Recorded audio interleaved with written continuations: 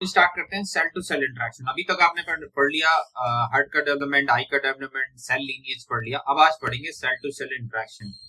तो आप ध्यान से देखेंगे जब कोई भी डेवलपमेंट हो रहा होता है, जैसे आपने आई का डेवलपमेंट देखा था, वहां पे जो लेंस का डेवलपमेंट हुआ था, एग्जैक्टली आप आइए बताते हैं आपको कहाँ पे था।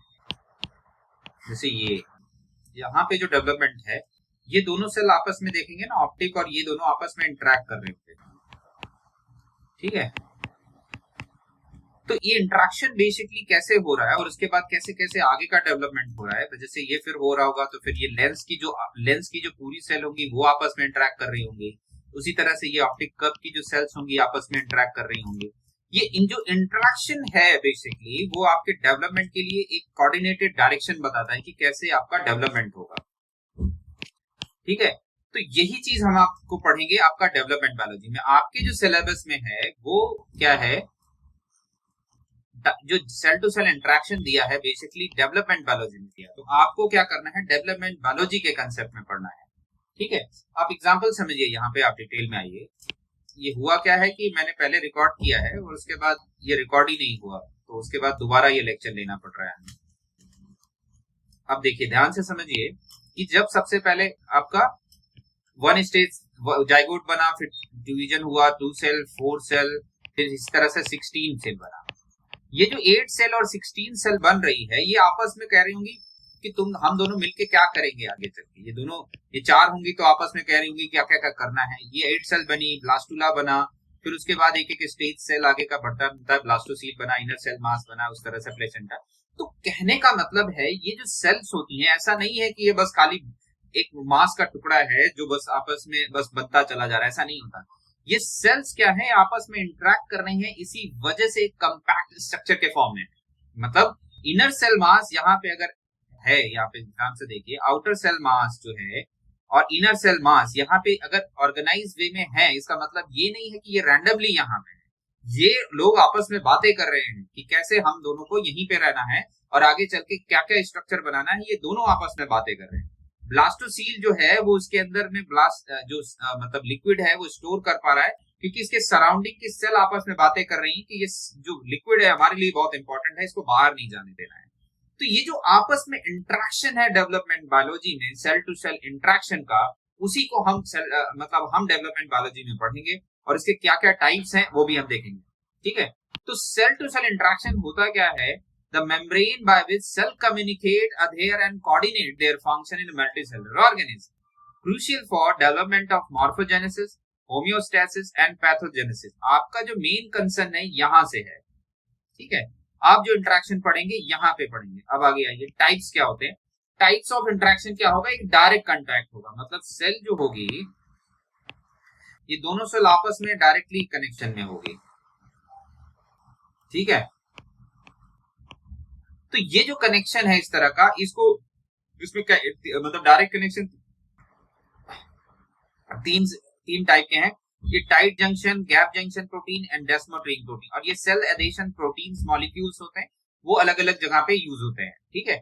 उसी तरह से इनडायरेक्ट कांटेक्ट जो होता है मॉर्फोजन के रिलीज के कंसंट्रेशन बेसिस पे है, क्योंकि ये मॉर्फोजन वाला क्वेश्चन भी आ चुका है, वो कंसंट्रेशन बेसिस में आप डेवलपमेंट बायोलॉजी में इसका रोल पूछते हैं, ठीक है। तो अब क्या है, मॉर्फोजन वाला जब हम मॉर्फोजन एंड मॉर्फोजेनेसिस पढ़ाएंगे वहां पे ये बताएंगे। आज अभी हम आपसे डिस्कस करेंगे टाइट जंक्शन, गैप जंक्शन और डेस्मोसोम।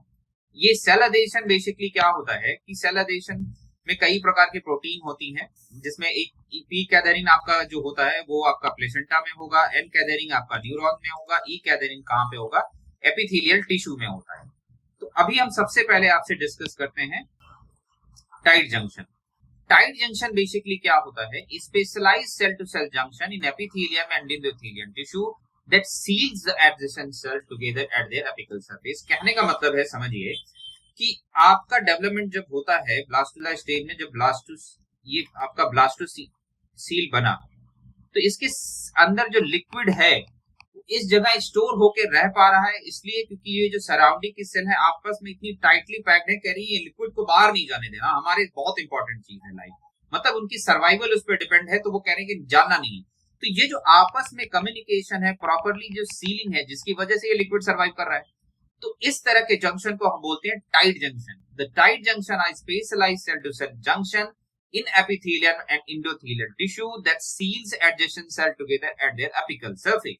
ये क्या करेगा, free movement of the salutes and molecule को जाने से रोकता है। मतलब इसके थ्रू आप क्या होगा कि जो सल्यूट है मतलब सोल्यूशन जो है किसी कैविटी के अंदर या जो साइटोप्लाज्म, ये बाहर नहीं जा सकता। मेंटेन पोलैरिटी, पोलैरिटी मतलब क्या है कि जो मॉर्फिजन अगर इस एंड पे है तो इस एंड में वो जा नहीं पाएगा। तो इस तरह के जो जंक्शन है सेल के बीच में उसको टाइट जंक्शन बोलेंगे।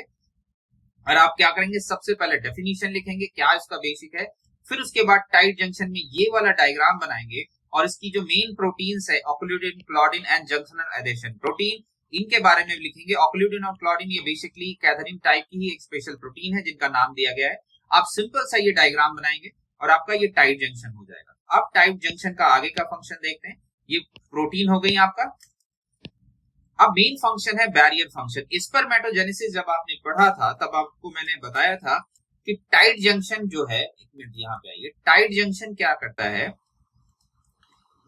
ये दोबारा लेक्चर लेने की वजह से हो रहा है, पहले से ही इसमें बना हुआ है। तो टाइट जंक्शन क्या होता है कि ये दो सर्टेरियो सेल के बीच में ये टाइट जंक्शन है। ये जो कंपार्टमेंट है इसे बेसल कंपार्टमेंट बोलेंगे। ये एक एडल्यूमिनेंट कंपार्टमेंट है। बेसल कंपार्टमेंट जो इनिशियल स्पर्मेटोगोनिया डिवाइड होके पेल और डार्क बनाती है, जो पेल वाला जो स्पर्मेटोगोनिया होता है वो अल्टीमेटली स्पर्मेटोजेनेसिस के लिए आगे जाता है। तो यहाँ पे जो इनिशियल डिवीजन होता है वो कहाँ, बेसल कंपार्टमेंट में होगा और उसके बाद ये जो टाइट जंक्शन को ब्रेक करके ये फिर एडल्यूमिनेंट कंपार्टमेंट में आता है। तो इसलिए होता है क्योंकि स्पर्मेटोजेनेसिस के सेल जो बॉडी के लिए एक फॉरेन पार्टिकल की तरह बिहेव ना करे और ये जो ब्लड वेसल हैं यहाँ से जो ब्लड है या उसमें जो टॉक्सिन है वो अल्टीमेटली आपके स्पर्मेटोजेनेसिस को इंपैक्ट ना करे। इसके वजह से मतलब आप देखेंगे ये एक बैरियर फंक्शन करता है। इसी तरह से जब ब्रेन का डेवलपमेंट होगा तो उसमें भी अगर बैरियर क्रिएट नहीं होगा तो न्यूरल सेल जो डेवलपमेंट हो रही होंगी, अगर किसी ब्लड के किसी टॉक्सिन से या किसी इम्यून रिस्पॉन्स से मतलब इंपैक्ट हुआ तो ब्रेन का डेवलपमेंट सही नहीं होगा। तो एक प्रकार का बैरियर क्रिएट करता है, ठीक है। तो ये बैरियर फंक्शन, फेंस फंक्शन मतलब किसी लिक्विड को बाहर नहीं जाने देता। ये आपका ब्लास्टोसील से हो गया। सिग्नल ट्रांसडक्शन, वहां पे कुछ प्रोटीन्स होती हैं जो स्पेसिफिक सिग्नल के मतलब ट्रांसडक्शन के लिए इंपॉर्टेंट होता है। तो tight junction and blasto development biology. तो ब्लास्टोसील फॉर्मेशन, सिस फॉर्मेशन वाला मैंने आपको बताया कि किस तरह से ब्लास्टोसील फॉर्म होगा और उसके अंदर जो लिक्विड आया है ये सोडियम पोटेशियम पंप के थ्रू, जिसको बाहर नहीं लीक नहीं होने देता, ठीक है। तो मतलब ये जो सराउंडिंग की सेल है ब्लास्टोसील की, ये आपस में एक दूसरे से कम्युनिकेट करके कह रही हैं कि इसको जाने नहीं देना है क्योंकि इसके बेसिस में हमारा सर्वाइवल है और हम इसको जाने नहीं देंगे। तो ये यहाँ से बैरियर डिफ्यूजन नहीं होता इस लिक्विड का, अल्टीमेटली ब्लास्टोसील बनता है, ठीक है। तो ब्लास्टोसील फॉर्मेशन का हो गया। दूसरा ब्लड टिश्यू बैरियर, जब ब्रेन का डेवलपमेंट होता है वहां भी ये बैरियर, ब्लड टेस्टिस बैरियर मैंने आपको अच्छे से पहले जब स्पर्मेटोजेनेसिस बताया था तो वहां भी तो इस तरह के पॉइंट जब स्पर्मेटोजेनेसिस लिखेंगे, ऐसा नहीं है टाइट जंक्शन लिखेंगे तभी लिखेंगे, जब स्पर्मेटोजेनेसिस भी लिखेंगे तब भी इन चीजों को लिखेंगे, ठीक है। अब ऑर्गेनोजेनेसिस, लंग का डेवलपमेंट होता है तो उसकी जो सरफेस लेयर है वो भी काफी कंपैक्ट वे में टाइटली होती है, जिसकी वजह सरफेक्टेंट उसमें मेंटेन जो रिच प्रोडक्ट होता है वो तब इसीलिए हो पाता है क्योंकि डिफ्यूज होके वो कहीं और जा नहीं पाता। रेगुलेशन एंड मॉर्फोजन ग्रेडियंट, मतलब इस एंड पे से दूसरे एंड पे डिफ्यूज होके जो मॉर्फोजन है वो जा नहीं पाता, जिसके वजह से एक प्रकार का ग्रेडियंट या एक्सिस फॉर्मेशन स्टार्ट होता है। तो ये आप अभी एक्सिस फॉर्मेशन जब पढ़ेंगे तब आपको समझ में आएगा ये बेसिकली हो क्या रहा है, ठीक है।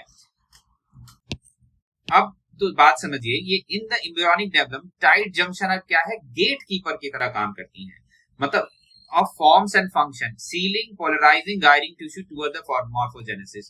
तो प्रॉपर morphogenesis होने के लिए ये बहुत जरूरी है कि जो सेल हैं आपस में इस तरह से कोऑर्डिनेट होकर काम करें ताकि वो किसी मतलब टाइटली पैक भी रहे, बाकी के जो डिफ्यूजन ना कर सके, मतलब इधर का मटेरियल उधर ना जा सके, और साथ में साथ एक प्रकार का पोलराइजिंग एक्टिविटी कर सके ताकि एक एक्सिस फॉर्मेशन हो सके।